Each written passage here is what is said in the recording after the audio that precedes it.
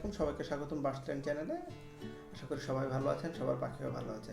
আজকে আমরা যে বিষয় নিয়ে আলোচনা করব সেটা হচ্ছে আসলে একটা বাজরিগার বা অন্যান্য যে কোনো পাখি হোক এর টোটালি কি কি লাগে, একটা কেজ, বক্স বা খাঁচা, হাড়ি, যা যা লাগে ওগুলো সব কিছুর ব্যাপারে আজকে কথা বলবো। মানে জাস্ট একটা বাজরিগারের মানে পূর্ণাঙ্গ যেসব জিনিসগুলো লাগে এক জোড়া বাজরিগারের জন্য সেগুলো নিয়ে আলোচনা করব।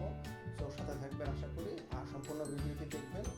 আশা করি এটা সম্পূর্ণ ভিডিওটি দেখলে আপনাদের একটা ভালো ধারণা হয়ে যাবে। তো এখন আমরা যেটা দেখতে পাচ্ছি সেটা হচ্ছে একটা বক্স। তো এই বক্সটি আর্টিফিশিয়াল উড বা প্লাস্টিকের তৈরি।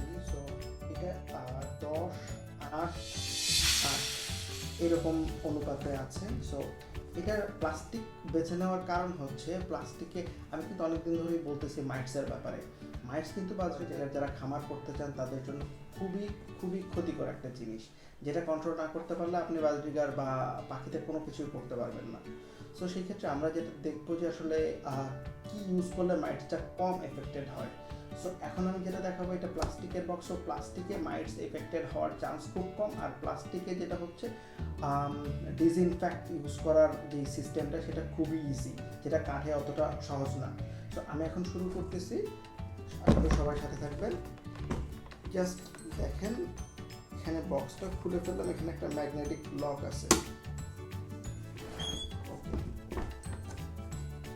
বক্সের ভিতরে একটা ট্রে আছে। এখন আমরা দেখাবো আসলে বক্সের ভিতরে ট্রেটা কিভাবে সেট করা আছে। বক্সের ভিতরে একটা ট্রে আছে, এই বক্সটার জন্য ফিট করে বানানো। সো এই ট্রেটি দেখতে পাচ্ছেন আর বক্সটি। এখন আমি আপনাদেরকে আসলে যেটার জন্য এই ফোমটা এখানে রাখা, যে কীভাবে বক্স বা ট্রেগুলো ডিসইনফেক্ট করবেন, এটা প্রথমে ভিজিয়ে নেবেন। আমিও এটা ভিজিয়ে নিয়েছি। এটা হচ্ছে যে কোনো ভালো ডিসইনফেক্ট, যেটাতে কোনো ভাইরাস, ব্যাকটেরিয়া বা মাইটস দূর করে এরকম একটা ডিসইনফেক্ট পানিতে এটা ভিজিয়ে নেবেন। দেন একটু জাস্ট চাপ দিয়ে নিলেন, দেন এটা সিম্পলি এরকম করে ইয়ে করে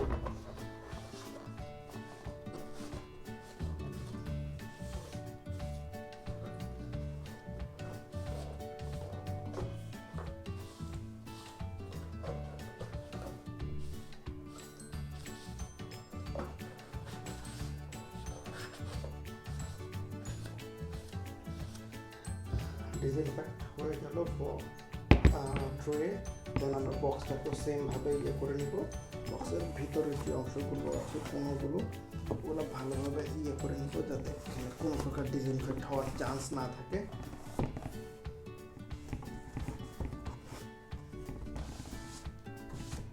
সো হয়ে গেল সব ক্লিন। দেন আমি সিম্পলি এটাকে ভিতরে ঢুকিয়ে দিলাম।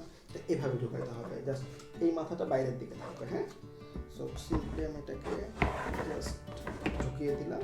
এবার আমি বক্সটাকে ক্লোজ করে দিলাম। এবার বক্সের যে আউটার পার্টগুলো আছে, আউটার পার্টগুলোতে আমি সেম ডিসইনফেক্টে ভিজানো যেই ফোমটা আছে ওটা দিয়ে এখন জাস্ট ক্লিন করে নিলাম। সো সেই ক্ষেত্রে কোনো প্রকার ডিসইনফেক্ট মানে আর ডিসইনফেক্ট ইউজ করার ফলে কোনো প্রকার জীবাণু থাকার পসিবিলিটি খুবই কমে গেল। তো সেক্ষেত্রে অন্যান্য যে জীবাণু বা মাইটসের ইফেক্ট হতে পারে সেগুলোর জন্য এটা খুবই একটা এফেক্টেড ওয়ে মাইটসকে কিল করার জন্য।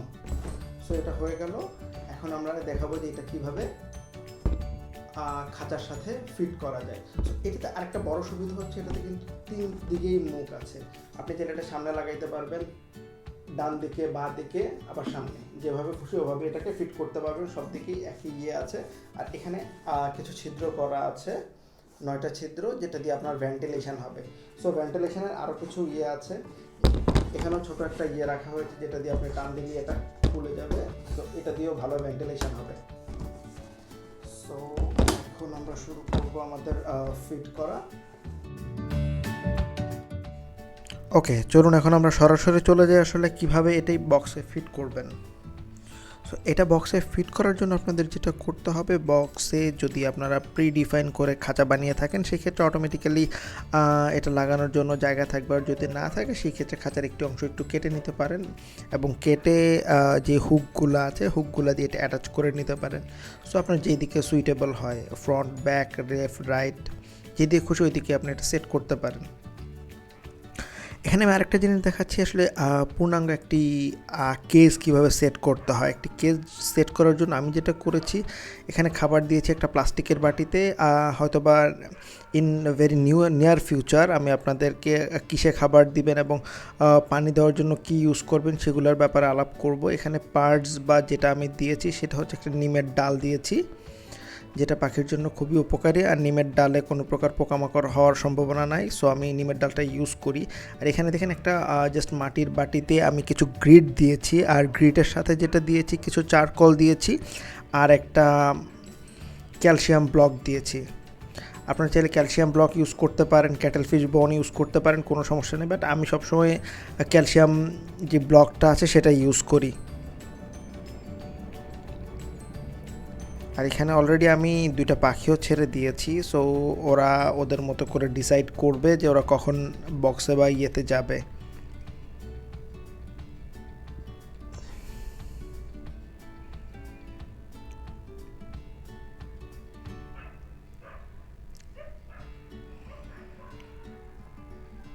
সো যদি পাখিগুলো আগে থেকে পেয়ার নেওয়া থাকে সেই ক্ষেত্রে ভালো হয়, যদি পেয়ার না নেওয়া থাকে সেই ক্ষেত্রে আগে মেলটাকে ছাড়তে হবে, তার কিছুদিন পরে ফিমেলটাকে ছাড়তে হবে, যাতে ওরা নিজেদের বাসাটা নিজেরা চিনে নিতে পারে।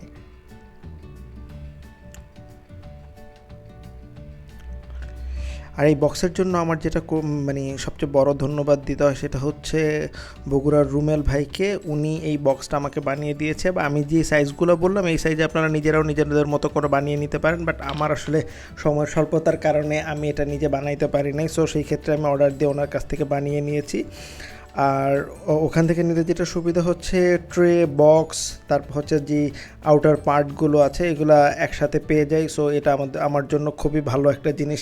আর দেখা যায় একটা ইন্ডিভিজুয়াল বক্স বানাতে গেলে অনেক বেশি খরচ হয়, সো সেই ক্ষেত্রে অর্ডার দিয়ে যে কোনো জায়গা থেকে নিলে খরচ অনেক কম হয়।